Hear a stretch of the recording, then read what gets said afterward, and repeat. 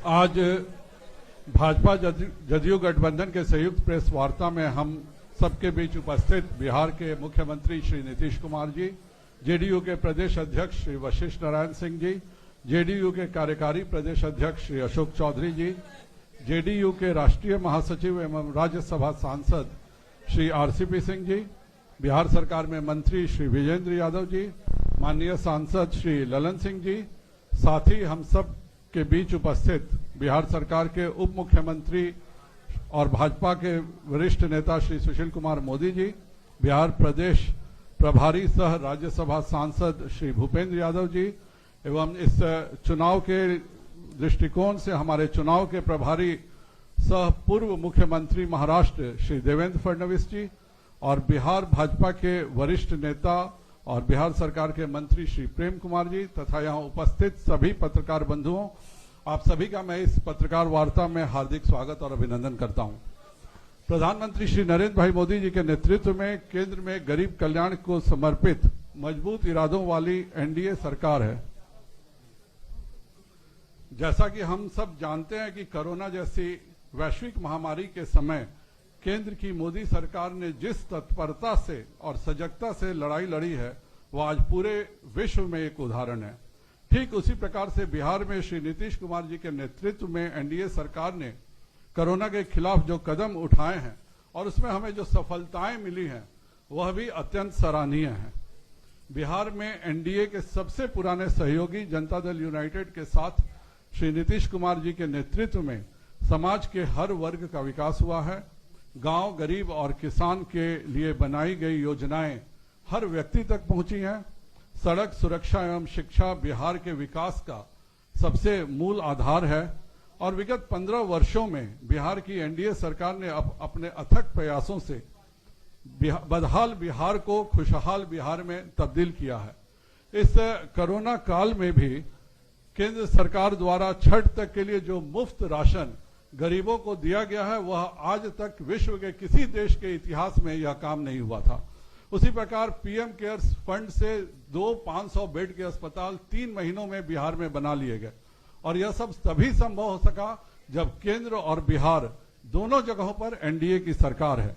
आप सबको मैं बताना चाहता हूं कि भारतीय जनता पार्टी इस चुनाव में जदयू के साथ अटूट गठबंधन है। साथ ही हमारी विकासशील इंसान पार्टी से सकारात्मक बातचीत भी चल रही है। आप सब जानते हैं कि जेडीयू के साथ हिंदुस्तान आवाम मोर्चा भी एनडीए गठबंधन का एक अहम साझेदार है। लोजपा हमारे सहयोगी थे, किंतु बिहार में भाजपा और जेडीयू का जो गठबंधन है, उसमें श्री नीतीश कुमार जी ही हमारे गठबंधन के चेहरे हैं। इसमें कोई भ्रम नहीं है। लोजपा नेता श्री रामविलास पासवान जी का हम सम्मान करते हैं और वह जल्दी स्वस्थ हो जाएं, इसकी भी हम ईश्वर से प्रार्थना करते हैं।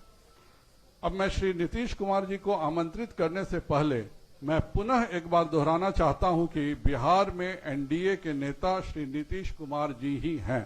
श्री नीतीश कुमार जी एक बार फिर 3/4 बहुमत के साथ बिहार के मुख्यमंत्री बनेंगे। एनडीए गठबंधन में वही रहेंगे जो नीतीश कुमार जी के नेतृत्व को स्वीकार करते हैं। बिहार में एनडीए श्री नीतीश कुमार जी के नेतृत्व में फिर से 2010 का इतिहास बनाएगी और 3/4 के प्रचंड बहुमत के साथ सरकार बनाएगी। अब मैं माननीय मुख्यमंत्री जी को आमंत्रित करता हूं कि वह इस प्रेस वार्ता को संबोधित करें।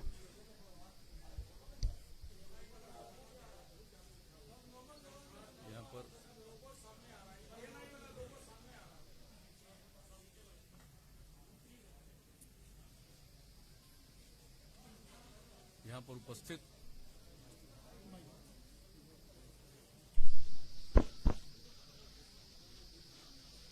इस कार्यक्रम में उपस्थित माननीय उप मुख्यमंत्री श्री सुशील कुमार मोदी जी, महाराष्ट्र के पूर्व मुख्यमंत्री श्री देवेंद्र फडणवीस जी, भारतीय जनता पार्टी के बिहार के संगठन प्रभारी श्री भूपेंद्र यादव जी, भारतीय जनता पार्टी के प्रदेश अध्यक्ष श्री संजय जायसवाल जी, हमारे साथी और बिहार सरकार के माननीय मंत्री प्रेम कुमार जी और यहाँ पर उपस्थित जनता दल यू के हमारे सभी सम्मानित नेतागण, प्रदेश अध्यक्ष वशिष्ठ भाई, कार्यकारी अध्यक्ष अशोक चौधरी जी, विजेंद्र यादव जी, आरसीपी सिंह जी, ललन जी, मैं सबसे पहले आप सब लोगों का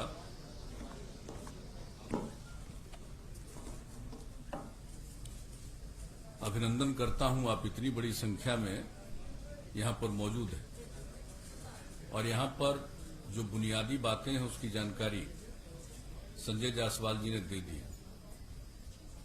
जो हम लोगों का गठबंधन है एनडीए, इसमें बातचीत हो चुकी है और हम लोगों की बातचीत पहले ही हो चुकी थी, लेकिन उसका कोई ऐलान नहीं किया गया था और अब उसके बारे में विस्तृत रूप से जानकारी दे दी जाएगी।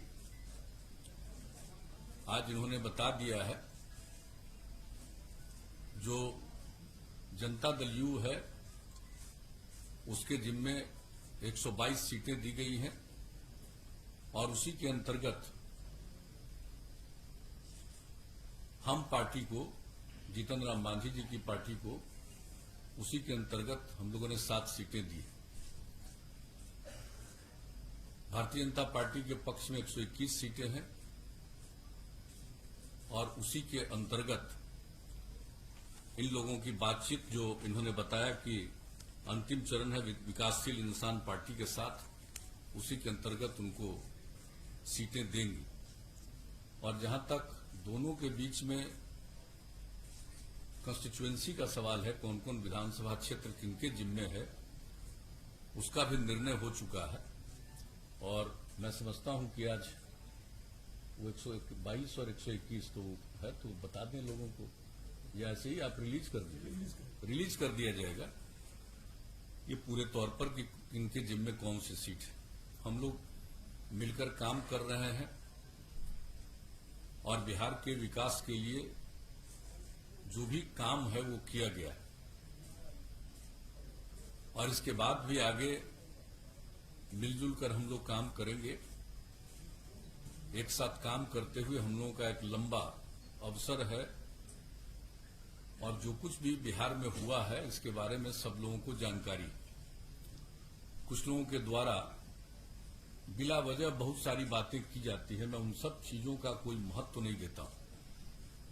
सबको मालूम है कि हम लोगों का अगर पिछले 15 वर्षों से हम लोग काम कर रहे हैं, 15वां साल है और उसके पहले 15 साल तक लोगों को काम करने का मौका मिला था, उनके द्वारा क्या किया गया, क्या आर्थिक स्थिति थी, क्या रोजगार था, क्या कानून व्यवस्था की स्थिति थी, कितने बड़े पैमाने पर जो हत्याएं होती थी, सामूहिक नरसंहार की घटनाएं घटती थी, क्या नहीं होता था उस समय, कितने दंगे होते थे, सारी बातों से लोगों को मालूम है। और कहां कौन सा विकास का काम था, कहीं कोई सड़क था, कोई सड़क भी ठीक से था, एक भी काम नहीं था। कहां किस तरह से स्कूल चल रहा था, क्या हालत थी कॉलेजों की, यूनिवर्सिटी तक में जो शिक्षक थे, प्रोफेसर्स थे, उनको कब तनख्वाह मिलता था, कितने दिनों पर तनख्वाह मिलता था। हम लोग जब आए 2005 में और 2006 से जो हम लोगों ने काम करना शुरू किया, सब चीज समय पर करना शुरू किया, चाहे शिक्षा का क्षेत्र हो, स्वास्थ्य का क्षेत्र हो, विकास का क्षेत्र हो। और हम लोग प्रारंभ से कहते रहे न्याय के साथ विकास, यानी समाज के हर तबके का उत्थान और हर इलाके का विकास, वही काम हम लोग करते चले आ रहे हैं किसी भी क्षेत्र में। और इसके बारे में तो सबको पता है और किस तरह से हम लोगों ने काम किया। आज ये बता रहे थे अभी संजय जायसवाल जी, इधर की घटनाओं के बारे में कुछ जानकारी उन्होंने दे दी और कितना ज्यादा ये जो कोरोना का प्रकोप हुआ है दुनिया भर में, कोविड-19 से दुनिया भर के लोग प्रभावित, और कहीं नीचे जाता है फिर ऊपर जा रहा है, ये स्थिति एक दूसरे तरह की है। लेकिन हम लोगों ने बिहार में कितना काम किया। और आज अब देख लीजिए, जांच का भी सवाल है तो 10 लाख की आबादी पर जितनी जांच है बिहार में, देश का जो एवरेज है उससे भी 3000 ज्यादा। हमारा देश के एवरेज से भी प्रति 10 लाख की जनसंख्या पर जितनी जांच हुई या हो रही है, उसमें भी हम लोग आगे हैं। और जहां तक सवाल है कि जो लोगों की मृत्यु होती है उसकी भी कमी है हम लोगों के यहां, और जो लोग ठीक होते जा रहे हैं उसकी भी संख्या हमारा 93% से ज्यादा है। तो हर प्रकार से काम हो रहा है, लेकिन बहुत तरह की बात लोग जब ये हुआ और बाहर में जो लोग थे हम लोगों के, जिसको प्रवासी कहा जाता, मैं तो प्रवासी शब्द का पक्षधर नहीं, मैं शुरू से बोलता हूं। देश तो एक है, देश के अंदर कोई एक प्रांत का दूसरे प्रांत में जाता है उसको प्रवासी कहना उचित नहीं। हर किसी को देश के अंदर जाने का अधिकार है, सारे लोग जाते हैं। बिहार में क्या दूसरे राज्य के लोग नहीं है?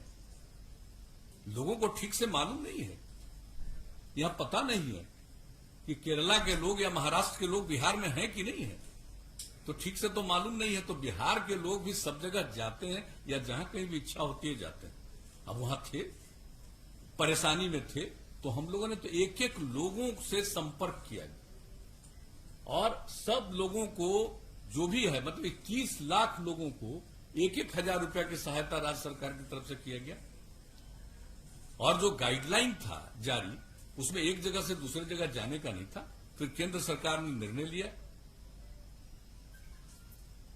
अप्रैल महीने में, और जो रेलगाड़ी से आने की सुविधा की गई, कितनी बड़ी संख्या में हमारे लोग आए और लोगों के साथ कितना यहां किया गया। अलग अलग लोगों को, जिसमें था कोई 8 जगह से आए जिनकी स्थिति वहां ज्यादा ठीक नहीं थी, उनको अलग हम लोग 14 दिन तक रखे क्वारंटाइन सेंटर, और उसमें एक एक लोगों पर 5300 रुपया 14 दिन के अंदर हम लोगों ने खर्च किया। तो लोगों को तो मालूम कुछ रहता नहीं है केंद्र ने मदद किया कितना, जिसकी चर्चा इन्होंने कर दी। किस तरह से लोगों को सुविधा हो जाए, चारों तरफ से राज्य सरकार की तरफ से किया गया। लेकिन कुछ बातें तो यूं की जाती है तो एक बात है, और हर प्रकार से हम लोग एक एक तरह का इंतजाम करके रखे हुए, और एक एक क्षण, अभी तो अब चुनाव आ गया, तब चुनाव आ गया तो जितने सरकार के और जो डिपार्टमेंट के लोग हैं, अधिकारी हैं, ये उनका देखना काम है।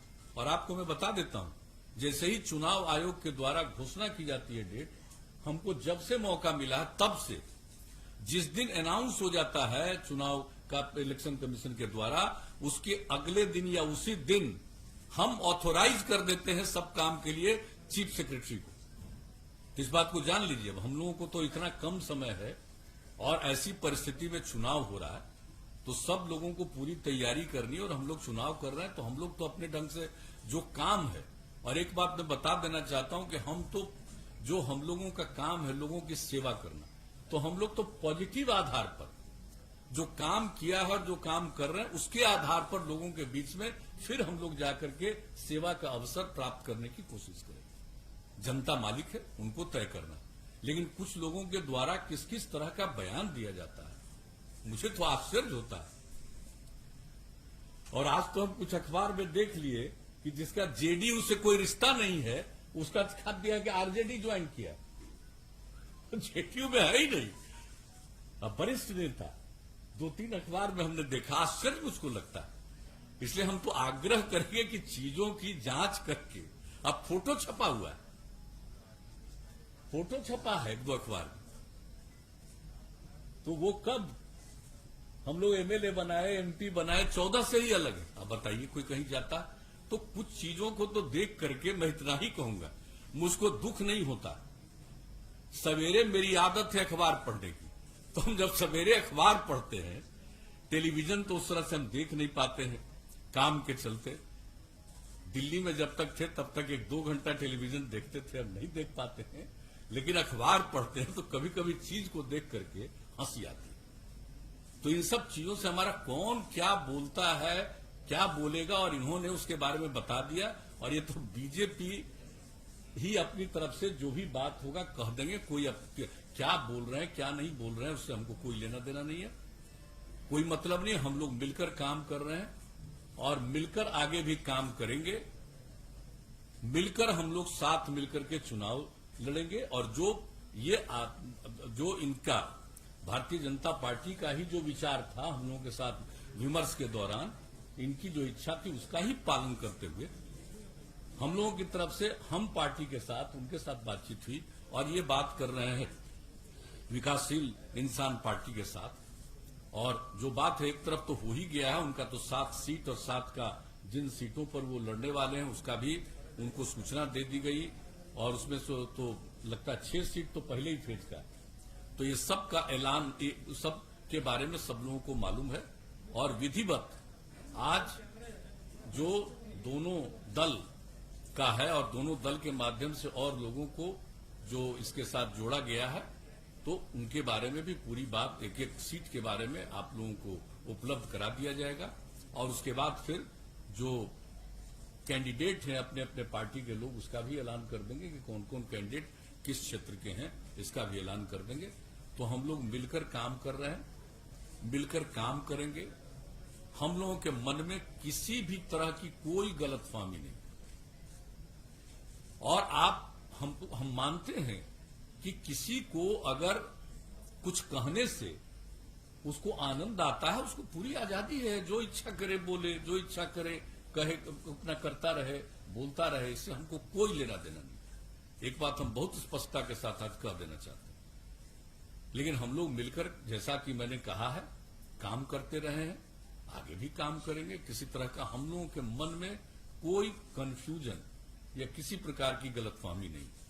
और ये स्वाभाविक है कि इस बार ये जो स्थिति रही है कोरोना की, अब इसमें कई चीजों को काम करने को थोड़ा विलंब जरूर हुआ है। किसी भी चीज के बारे में निर्णय लेना, लोगों से बातचीत करना, वो सब होता है। लेकिन अब एक एक चीज के बारे में फैसला हो गया है और लोग अपने अपने कैंडिडेट के बारे में भी अंतिम निर्णय लगभग ले चुके हैं। हम लोग तो कैंडिडेट के बारे में भी निर्णय ले चुके हैं, आपका भी निर्णय लगभग हो चुका है। तो इसका भी ऐलान बाद में कर दिया जाएगा। अभी तो सीटों के बारे में, कौन सीट से किस पार्टी के लोग चुनाव लड़ेंगे, इसके बारे में आज आपको जानकारी दे दी जाएगी।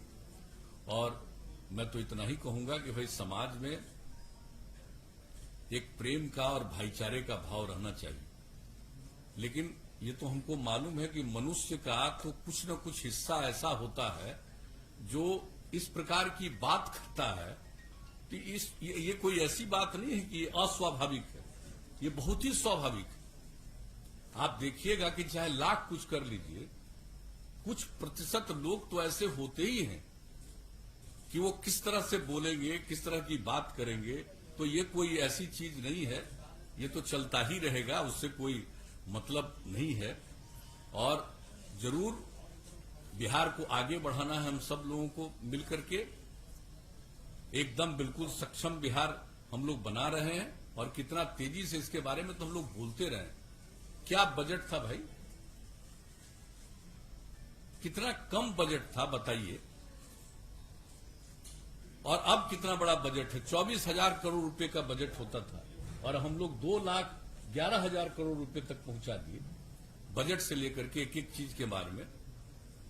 और वो सब बात होगी तो हम लोग डिटेल भी देंगे।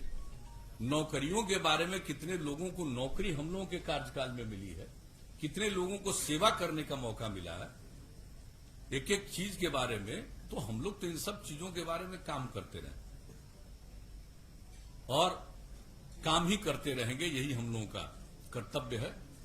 तो अभी तो अपनी तरफ से इतनी ही बात कहनी थी, अब बाकी तो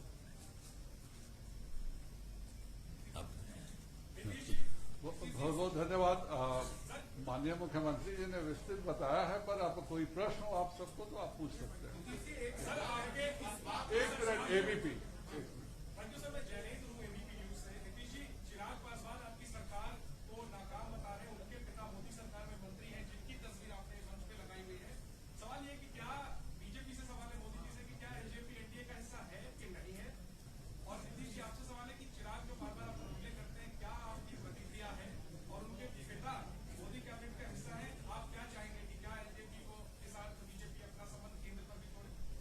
देखिए, कौन क्या बोलता हम पहले ही कहने, उसमें मेरी कोई रुचि नहीं है। जिसकी जो इच्छा वो बोलता रहे। लेकिन आपने श्री रामविलास पासवान की चर्चा की। अब रामविलास पासवान जो अस्वस्थ हैं, हम सब लोग चाहते हैं कि वो स्वस्थ हो। हम लोगों का उनसे एक लगाव है, अब बहुत पुराना लगाव है। लेकिन आप जो पूछ रहे हैं हमसे, कि रामविलास पासवान जी अभी जो राज्यसभा में पहुंचे तो बिना जेडीयू के मदद के पहुंचे, आप जरा बताइए तो। कै गो सीट है बिहार विधानसभा में? 2 है ना।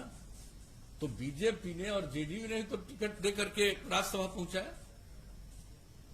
तो ये सब बात जो कोई बोलता रहता, हमको उससे क्या मतलब है? और आप जरा बता दीजिए कि जो पार्लियामेंट का चुनाव हुआ जिसमें 6 सीट मिली, तो कौन नहीं होगा? कितना कितना बार वो मेरे साथ रामविलास पासवान जी गए हैं, सुशील मोदी जी, हम और रामविलास पासवान जी कई जगह मीटिंग में गए हैं, जरा बताइए। तो हम लोग तो सब दिन से सहयोग करते रहे। आप कोई के मन में क्या बात है, इससे हमारा कोई लेना देना नहीं है। और उसका एक पक्ष जो कहा उसके बारे में तो आप लोग बता देंगे।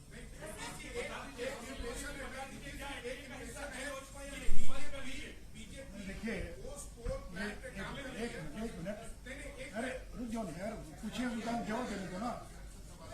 देखिए, डॉक्टर संजय जायसवाल जी ने बहुत स्पष्ट कर दिया है कि बिहार के अंदर एनडीए में वही रहेगा जो नीतीश जी को बिहार एनडीए का नेता स्वीकार करेगा। और इस चुनाव में भारतीय जनता पार्टी ने नीतीश कुमार जी को मुख्यमंत्री का उम्मीदवार घोषित किया है। कल सरकार निश्चित बनेगी तो मुख्यमंत्री भी नीतीश कुमार होंगे। इसलिए नीतीश कुमार को जो अपना नेता स्वीकार करके काम करेगा वही एनडीए के अंदर बिहार के अंदर हिस्सा होगा। और रामविलास जी तो केंद्र में मंत्री हैं ही, और केंद्र में मंत्री अस्वस्थ हैं वो। और जैसा भी कहा डॉक्टर संजय जायसवाल जी ने कि अगर वो स्वस्थ होते तो शायद आज ये स्थिति पैदा नहीं होती। इसमें कोई इफ एंड बट का सवाल नहीं है। अब मैं मीडिया से भी आग्रह करूंगा, कोई कंफ्यूजन मत रखिए। ये ऐसा गठबंधन है और आज का संबंध नहीं है। 96 से लेकर आज तक बीच के कुछ 2-3 वर्षों के कार्यकाल को छोड़ दें, इतना लंबा अनुभव और कार्यकाल हम लोग का रहा है। जो कोई इफ एंड बट नहीं है। और कोई बीजेपी, जेडीयू और साथ में वीआईपी पार्टी और हम पार्टी, ये 4 दलों का गठबंधन है। और इसलिए आज ये भी आपको बताया गया है कि अगर आवश्यकता पड़ेगी तो चुनाव आयोग को हम लोग लिख कर देंगे, क्योंकि सूचना मिल रही है कि बहुत सारे निर्दलीय लोग भी या अन्य जो इतने दर्जनों दल बने हैं बिहार में, वो हो सकता है कि कोई मुख्यमंत्री के फोटो का इस्तेमाल करे, कोई हो सकता है प्रधानमंत्री के फोटो का इस्तेमाल करे। तो हम लोग आवश्यकता पड़ेगी तो चुनाव आयोग को ये लिख कर देंगे कि ये जो 4 दल मिलकर चुनाव लड़ रहे हैं, यही लोग केवल प्रधानमंत्री के चित्र का इस्तेमाल कर सकते हैं। अगर अन्य कोई दल चित्र का इस्तेमाल करता है तो चुनाव आयोग को जो उनकी अपनी धाराएं, अपना कोड है, उसके अनुसार और वो कार्रवाई करने के लिए स्वतंत्र होगी। आप लोग नीतीश कुमार को, अगर आपकी स्ट्राइक रेट आपका अच्छा हुआ तो जितना स्मॉलर एलाइज आप लोग नीतीश अरे भाई, एक बार जब घोषणा कर दिया तो कोई इफ एंड बट नहीं है। जितनी भी सीटें जिसको आए, नीतीश कुमार जी को 2 लगातार हमारे मुख्यमंत्री हैं, जब हम साथ में रहे हैं, आज भी मुख्यमंत्री हैं और आगे भी बिहार के इस गठबंधन के वही उम्मीदवार हैं और वही मुख्यमंत्री रहेंगे। इसमें संख्या किसको क्या आई, नहीं आई, क्या हुई, इसका कोई संबंध नहीं है। इसलिए कहीं कोई कंफ्यूजन न रहे। और मैं मीडिया से भी आप पोस्टपोनी की तो बात कर रहे हैं, और क्या कर रहे हैं? मैंने तो कह दिया ना आपको। आप चिराग पासवान पे रिएक्ट अरे भाई, 48 घंटे लगाते हैं। अरे भाई, निकाला धुआं में कुछ और तो ट्वीट करने में 2 मिनट लगाते हैं। चिराग तो अब ट्वीट कब करें ये भी आप तय कीजिएगा मनीष जी। कब ट्वीट करूँ ये तय आप नहीं ना कीजिएगा। आप बोलिए। नहीं, एक ही व्यक्ति सब नहीं पूछे प्रश्न।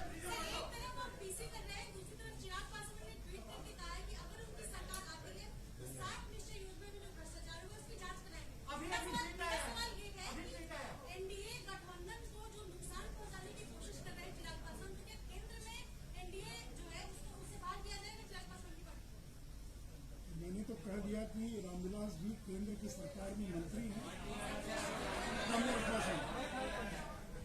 रामविलास पासवान जी केंद्र की सरकार में मंत्री अस्वस्थ हैं। ये सब कोई विषय नहीं है।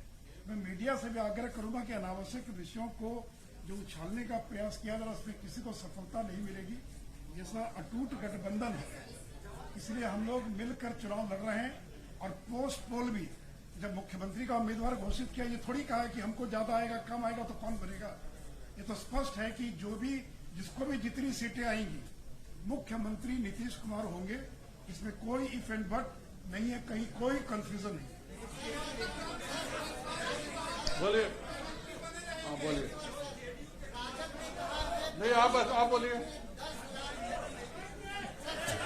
आप बोलिए। 10 लाख देगा गार्जियन देखता उसका करीब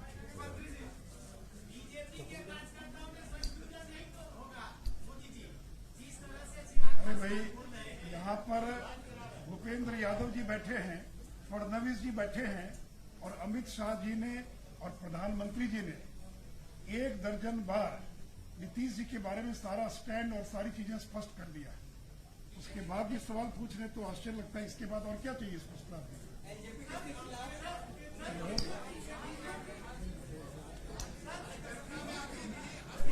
अब मैं अनुरोध करूंगा माननीय उप मुख्यमंत्री जी से कि इस प्रेस वार्ता को धन्यवाद देते हुए इसको समाप्त करें। थोड़ा बोल देंगे, भूपेंद्र जी कुछ बोल दो, भूपेंद्र आप कुछ बोल दीजिए। अब मैं अनुरोध करूंगा कि माननीय भूपेंद्र जी से कि वह सभी को संबोधित करें।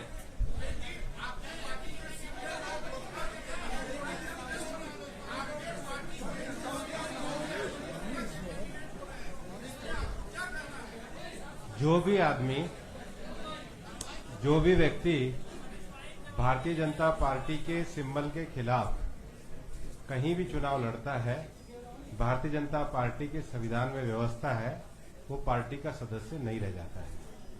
पार्टी पूरी तरीके से बिहार में एनडीए में नीतीश कुमार जी के नेतृत्व में चुनाव लड़ रही है। और हम ये मानते हैं कि हमारे प्रधानमंत्री माननीय नरेंद्र मोदी जी के नेतृत्व में पूरे देश भर में जो गरीब कल्याण के कार्यक्रम किए गए, देश में आर्थिक रूप से, सामाजिक रूप से पिछड़े हुए लोग हों, पिछड़े हो, अति पिछड़े हो, दलित हो, वंचित हो, गरीब हो, सबके कल्याण के लिए जो कार्य किया गया है, उन सभी कार्यों को बिहार में भी नीतीश जी के नेतृत्व में आगे बढ़ाया गया है। और अभी माननीय मुख्यमंत्री जी ने, माननीय सुशील मोदी जी ने बहुत स्पष्ट रूप से कहा है, और हमारा ये स्पष्ट रूप से कहना है कि इस चुनाव में जनता दल यूनाइटेड, भारतीय जनता पार्टी और हमारी जो 2 सहयोगी पार्टी हैं, उनको 3/4 बहुमत मिलने वाला है और 3/4 बहुमत के द्वारा ही हमारी सरकार बनने वाली है। इसलिए आपके सभी कयासों पर जब हमें 3/4 बहुमत मिल रहा है तो अपने आप ही विश्राम लग गया है। अब मैं अनुरोध करूंगा माननीय सुशील जी से कि वह इस प्रेस कॉन्फ्रेंस को धन्यवाद और अपनी बात रखते हुए समाप्त करें। मित्रों, तो शांत हो जाइए। मित्रों, जैसा भी नीतीश जी ने और डॉक्टर संजय जायसवाल जी ने सारी बातों को रख दिया है, मैं संक्षेप में इतना ही कहूंगा कि हम चुनाव विकास के मुद्दे पर चुनाव लड़ेंगे। नरेंद्र मोदी जी की केंद्र की सरकार ने जो बिहार में काम किया है और नीतीश जी के नेतृत्व में जो एनडीए ने बिहार में काम किया है, और मैं तो विपक्ष को चुनौती देता हूं कि हर चुनाव में सड़क, बिजली, पानी ये मुद्दा होता है। अगर हिम्मत है तो बिजली को मुद्दा बनाए, सड़क को मुद्दा बनाए, अगर हिम्मत हो तो पानी को मुद्दा बनाए, कोरोना का मुद्दा बनाए, बाढ़ को मुद्दा बनाए, जो प्रवासी मजदूर है उनको मुद्दा बनाए। आज एक एक मुद्दे का प्रभावी तरीके से हम लोगों ने समाधान करने का प्रयास किया है। इसलिए मित्रों, मैं सभी पत्रकारों का धन्यवाद देता हुआ और इस विश्वास के साथ कि हम 3/4 के बहुमत से नीतीश कुमार जी के नेतृत्व में फिर से बिहार के अंदर सरकार बनाएंगे और विकास के मुद्दे पर जनता के बीच में जाएंगे। जय हिंद, जय भारत, धन्यवाद। सभी पत्रकारों को धन्यवाद।